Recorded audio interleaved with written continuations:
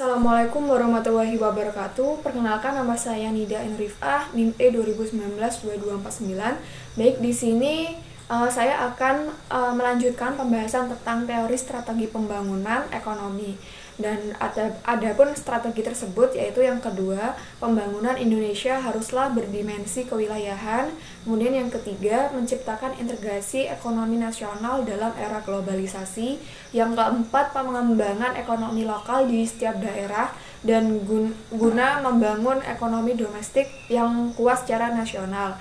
Kemudian yang kelima, adanya keserasian antara pertumbuhan dan pemerataan atau grow with equity.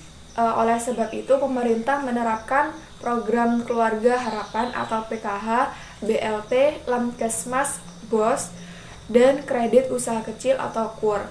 Dan yang keenam yaitu adapun strategi terakhir adalah pembangunan yang menitik beratkan pada kemajuan kualitas manusianya. Sumber daya manusia menjadi aktor dan sekaligus fokus tujuan pembangunan sehingga dapat dibangun kualitas kehidupan manusia Indonesia yang makin baik.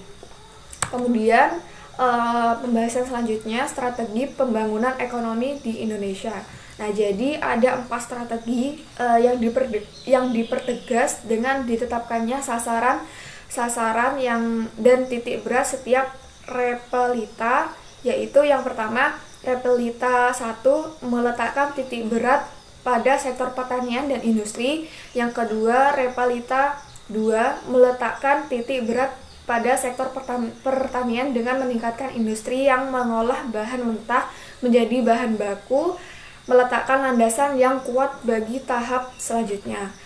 Kemudian repelita 3 meletakkan titik berat pada sektor pertanian menuju swasembada pangan yang meningkatkan industri yang mengolah bahan baku menjadi barang jadi. Kemudian yang terakhir, repelita 4 yaitu meletakkan titik berat pada sektor pertanian untuk melanjutkan usaha-usaha menuju swasembada pangan dengan meningkatkan industri yang dapat menghasilkan mesin-mesin industri sendiri. Dan pembahasan terakhir, pembangunan ekonomi daerah.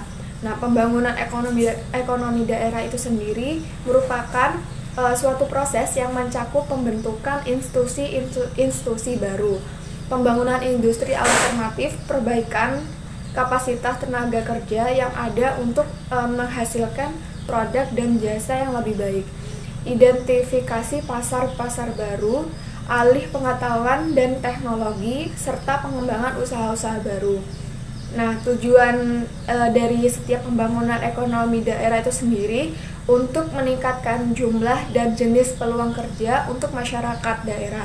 Untuk mencapai tujuan tersebut, pemerintah daerah dan masyarakatnya harus secara bersama-sama mengambil inisiatif pembangunan sumber daya pembangunan daerah.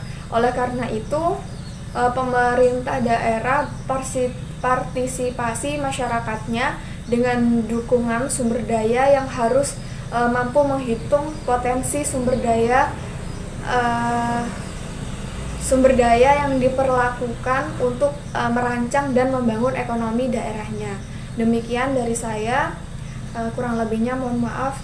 Saya akhiri. Wassalamualaikum warahmatullahi wabarakatuh.